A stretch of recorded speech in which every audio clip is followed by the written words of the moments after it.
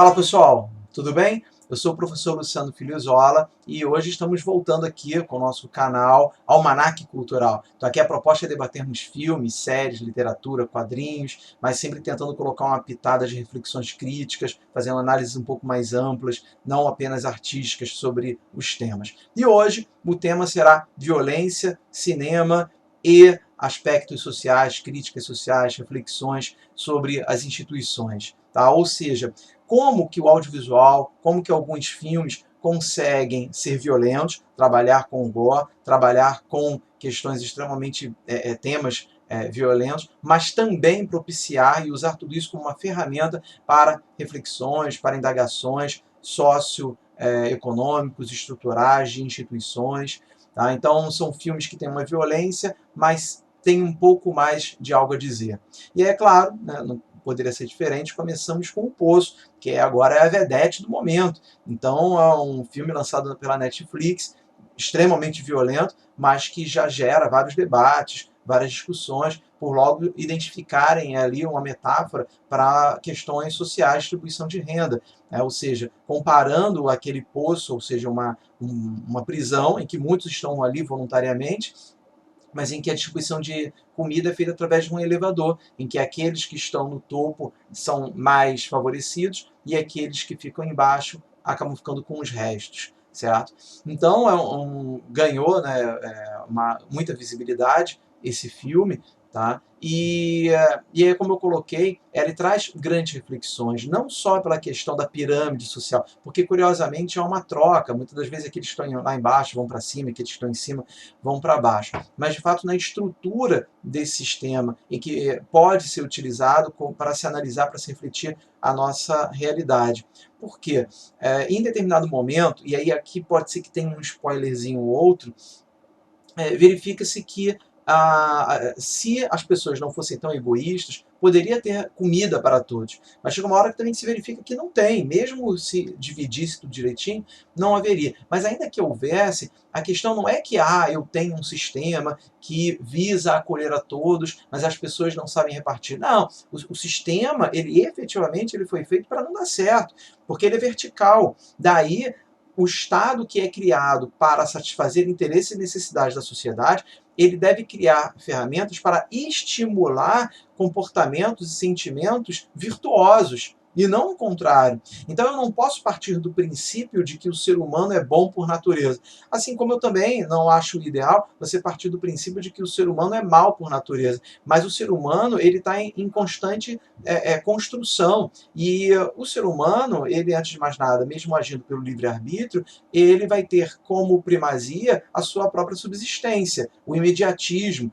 Então, esse modelo vertical, ele não vai fomentar a virtude, ele vai fomentar o defeito do ser humano, que é o egoísmo. E aí é por isso, então, que existe e é criado o Estado e o direito. Então, na figura do protagonista, que ele carrega consigo uma obra de Dom Quixote, ele parece com Dom Quixote, em determinado momento ele chega a comer as folhas do livro, certo? Uma autofagia. Então, ele ali é o cavaleiro andante, ele tem um sonho, ele tem um ideal, ele acredita que pode ir além, e aí meio que como num golpe, ele assume para si, ele institucionaliza a norma, através do que? Da coerção. Então, o direito, o Estado, ele de certa maneira, ele institucionaliza a moral. Então sabemos que o ideal é a caridade, é o respeito ao próximo. Porém, esses ditames morais, eles não têm a coerção necessária. Daí, então, através da concentração do poder punitivo, você tenta, através da lei, impor essa moral, a fim de que, então, ela possa fomentar essa virtude, para que as pessoas consigam, então, respeitar o próximo, respeitar o direito do outro e viver de maneira harmoniosa. Certo? Então, a ideia, a concepção do poço, ela vem muito nesse sentido, certo? De que como que o Estado ele existe em razão das nossas sem noçãozices, né? Então, só existe o direito, ainda mais o direito penal, porque nós não temos condições ainda de viver em sociedade, nós ainda não respeitamos o próximo como deveria. Daí um sistema em que apenas fomenta esse lado do ser humano, ele seria uma instituição que não respeita o modelo democrático pela qual deveria ter sido criado. Isso ele é extremamente violento, né? Tem cenas de canibalismo, tá? Mas tudo isso apenas como ferramenta para se levantar essa discussão, né? Até mesmo do que o ser humano é levado a fazer em momentos de desespero. Várias outras obras e outros filmes que se utilizam dessa ferramenta da violência para alavancar essas discussões. Tá? Então, um pouco mais recente, tá? Já tem alguns anos, Uma Noite de Crimes. Então, Uma Noite de Crimes, a primeira vez que eu olhei, pensei, isso é uma historinha aí para gerar um suspensezinho, porque é numa ficção, num futuro, em que há uma tese de que para que as pessoas possam viver de forma mais ordeira, ele precisa ter um momento para escoar a sua natureza selvagem. Tá? Então, se eu permito uma noite por ano para que as pessoas façam o que elas quiserem, nós vamos ter o resto do ano maravilhoso. Trata-se de uma visão utilitarista. Por quê? Porque é claro que essa conclusão psicanalítica ela não existe, tá? Mas ela, à medida que você vai analisando, vai vendo o filme, ele vai te despertando, e chega uma hora eu falei, nossa, mas que estudo criminológico bacana é esse? Por quê? Porque, na verdade, quando eu tenho essa noite em que tudo pode, e com isso todos estão expostos e vulneráveis, você começa a analisar e verificar quem está mais exposto e quem está mais vulnerável. Então, se para o bem de todos eu vou permitir que as pessoas possam fazer o que quiser, na verdade, não é para o bem de todos, é para o bem daqueles que nessa noite podem se proteger.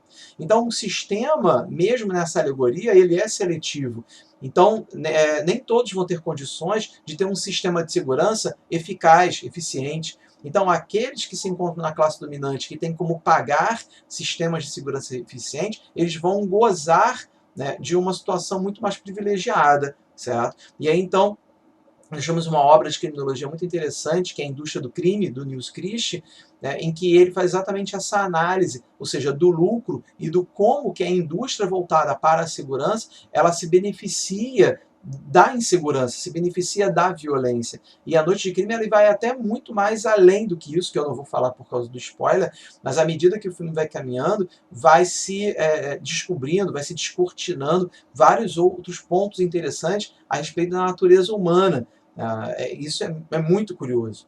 Outra obra também muito interessante sobre o uso da violência é o clássico Laranja Mecânica.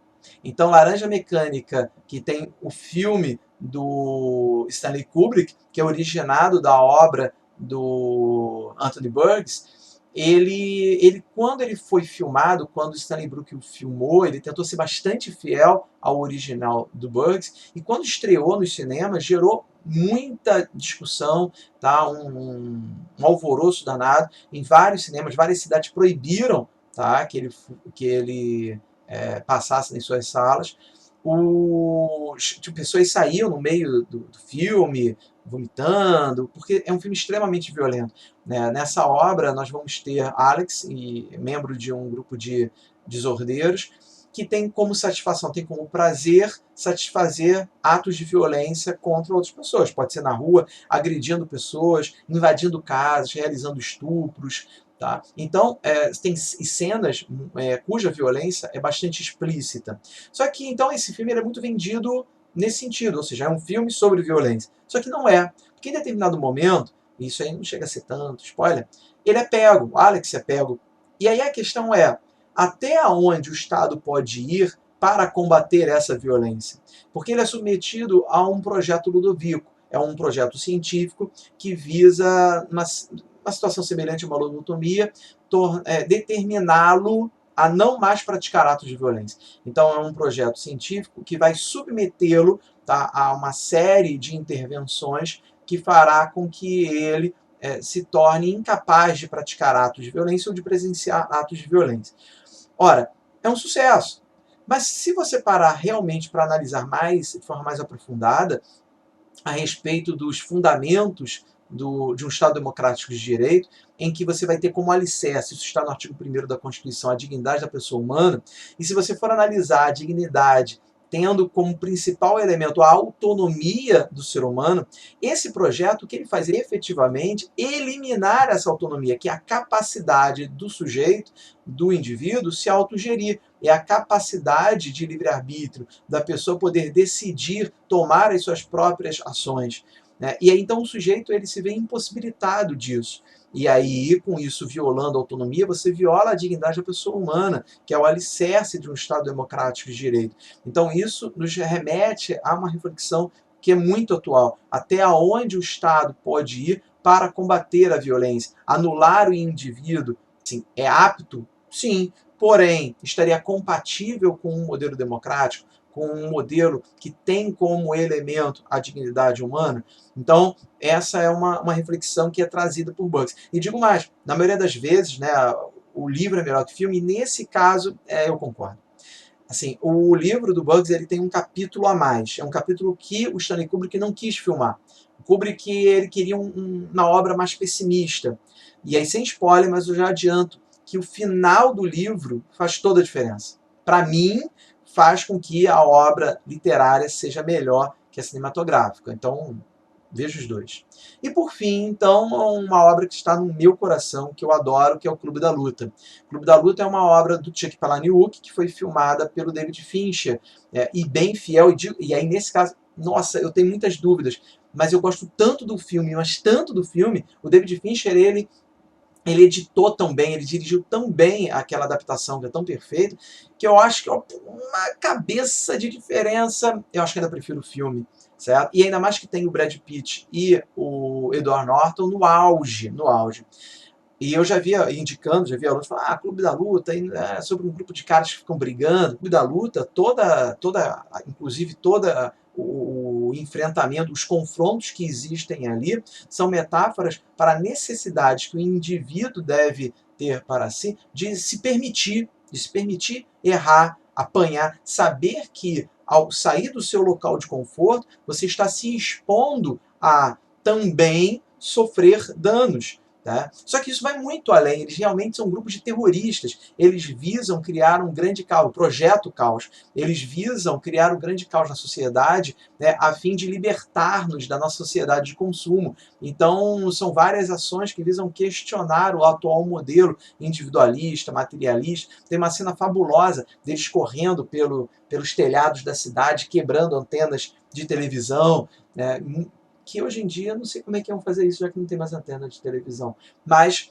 iam pegar cabos. Né? Mas, então, assim, é uma obra que é fundamental, necessária, em que toda a luta, toda a violência, mais uma vez, são apenas meios para se discutir a necessidade de sermos agressivos com relação às nossas vidas e às nossas ações. Não agressivos com o outro, isso é muito interessante, não é sermos agressivos com terceiros, mas é uma atitude, uma postura diante da vida, de nos permitirmos sair de nossa zona de conforto e sermos mais, e não ficarmos, então, confortáveis no nosso lar, com a nossa televisão, com as nossas séries, com o nosso celular, sim, mas no sentido de nos provocarmos a sermos muito mais do que a atual sociedade de consumo nos delimita. Tá bom? Então, pessoal, é isso. Então, o cinema, o audiovisual, a literatura, tudo isso, todo esse conjunto cultural serve não só para entreter, mas também para fomentar essas reflexões. Espero que tenham gostado. Tá? Se tiverem mais ideias, dicas, coloquem aqui nos comentários. Não deixem de colocar o joinha, de se inscrever, tá bom? E a gente se vê. Um grande abraço.